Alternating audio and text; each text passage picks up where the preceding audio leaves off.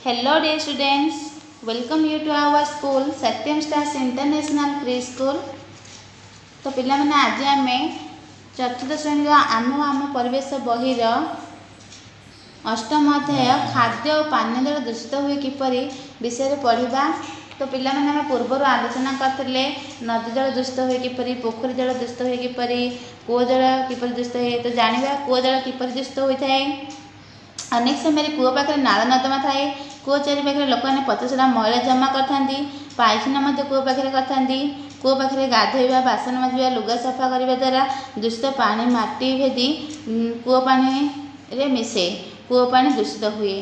तो अनेक समय कौन हुए आम कूओ पाखे नाल नर्दमा करथांती। ता चारि पाखे लोक मैंने मैला जमा करथांती। पायखाना तैयारी करथांती। कूओ पाखे गाधोई था, बासन मारी था, लुगा सफा करथांती। एसबू कर द्वारा से जो दूषित पानी बाहर से दूषित पानी माटी भितर को जाए माटी भितर भेदी कूओ पानी मिसी थाए। फल कूओ पानी दूषित होता है। सहर मानक पाइप पानी निकटवर्ती नदी ही आसी थाए। वर्षा दिने से पानी भी गोलिया देखा जाए। बेले बेले पानी पाइप फाटी से नर्दमार नाल नर्दमार असना पानी मिसी पानी को मध्य दूषित करता। तो सहर मानक पानी क्यों आसए पाखे नदी आसी थाए एवं वर्षा दिने से पानी मध्य गोलिया देखाई थाए। तो बेले बेले कौन हुए पानी यदि पाइप फाटी जाए से पाइप बाटे नल नर्दमार असना पानी मिसी जाए एवं से पानी को दूषित कर दे थाए।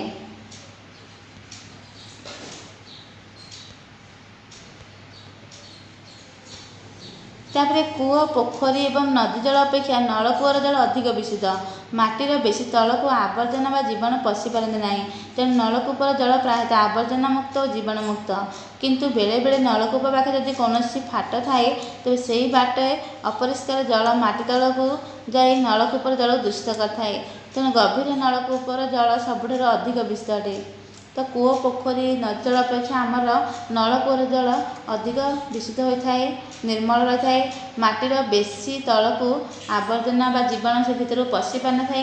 तेणु नलकूपर जल सब आवर्जना मुक्त होता है एवं जीवाणु मुक्त होता है।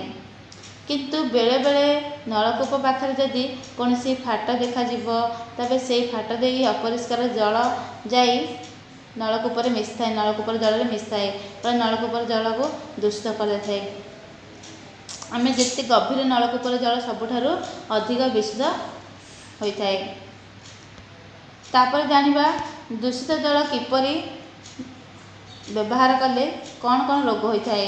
तो दूषित जल व्यवहार कले कौन कौन रोग होता है। पेट रोग होता है, चर्म रोग होता है, गृहपालित पशु को मध्य विभिन्न प्रकार रोग होता है। तो पिलाने तुम्हें जानिछ कि एक घन सेंटीमीटर दूषित पोखरी जल में केते रोग जीवाणु थांती। लक्ष लक्ष रोग जीवाणु थांती। तापर पढ़िबा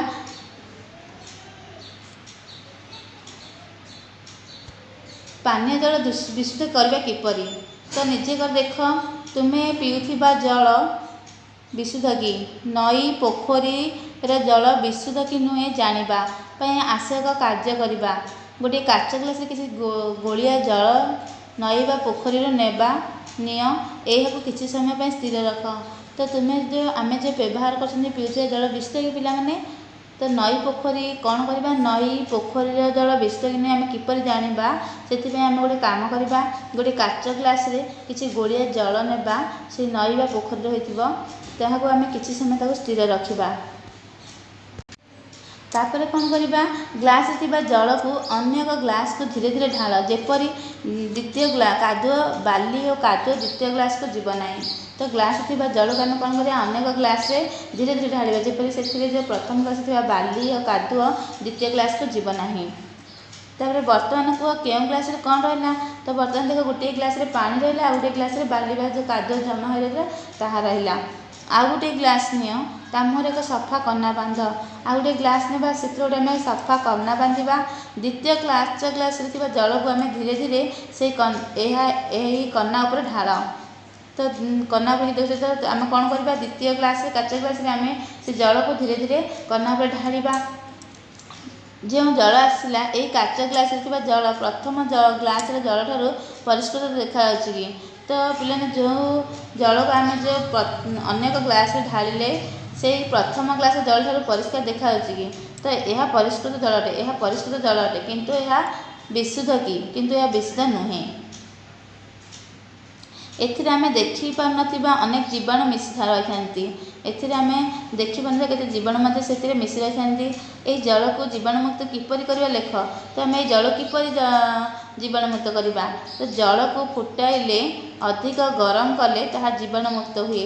तो जल जीवाणु किपरि मुक्त हबो ना आमे जल जदि आमे फुटाइबा किंबा अधिक गरम करे से जीवाणु मुक्त हो जाए, से जीवाणु मरि जाए। सेहिपरि जल रे चूर्ण, chlorine, bleaching powder, potassium permanganate पर विषधर्य द्रव्य मिसाइले यह मध्य जीवाणुमुक्त होता है। तो पिलाने जल को आम कौन करें, जल में चूर्ण, chlorine, bleaching powder, potassium permanganate ये सब गुड़े जो विषधक द्रव्य रही ताको आम यदि मिसाइबा जल में ताहले आमर जल जीवाणुमुक्त होता है।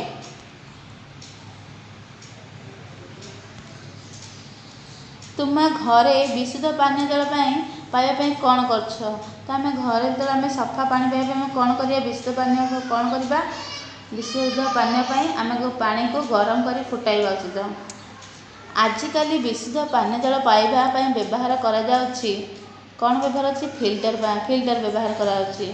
तो आम कौन करिया, फिल्टर पानी को पीवा। तो फिल्टर पानी मध्य संपूर्ण जीवाणुमुक्त नुहे कि आम जो फिल्टर पानी मध्य आम संपूर्ण से जीवाणु रही है। तो फिल्टर पानी को आम जीवाणु किपरि मुक्त करने कौन करवा लेख, तो आम फिल्टर पानी को किपरि जीवाणु मुक्त करवा। तो फिल्टर पानी को आम गरम करवा, फुटई ताको आम ठंडा करवा, ठंडा कर पुणी फिल्टर रखिबा। घरे पानीय जल व्यवहार करने समय केतक सावधानता अवलंबन करा उचित। आम जो घरे पानी जो व्यवहार कर कौन करा उचित, प्रथम पानी को फुटाइबा, पानी की फुटाई पीवा। तार फुटा पानी को पात्र रे घोड़ाई रखिए, जो फुटा पानी को आम कौन करवा, गोटे पात्र घोड़ाई रखिबा। पानी रखुथिबा पात्र रु पानी को डंकी द्वारा काढ़ा। आम जो पानी जो पात्र रखुଛନ୍ତି ताको आम से पानी को हाथ न बुड़े आम कौन करवा, डंकी द्वारा काढ़ा। पानी पीवा समय ग्लास मध्य हाथ बुड़े नहीं, आम जो ग्लास आम पानी पीवाई व्यवहार कर से ग्लास आम हाथ बुड़ाइबा नहीं। पीवा ग्लास को पानी रखुथिबा पात्र मध्य बुड़ाइबा नहीं। आम जो ग्लास आम पीउछन ताको आम पात्र मध्य बुड़ाइबा नहीं। पानी रखिबा पीवा परिष्कार पात्र व्यवहार करवा। आम जो आम पानी रखिबा, जो फुटा पानी को आम रखिबा से पात्रटी परिष्कार रहिबा दरकार। तेणु आम कौन करवा, पानी रखिबा पीवा आम परिष्कार पात्र व्यवहार करवा। Thank you. ए वीडियो को लाइक, कमेंट और शेयर करवा।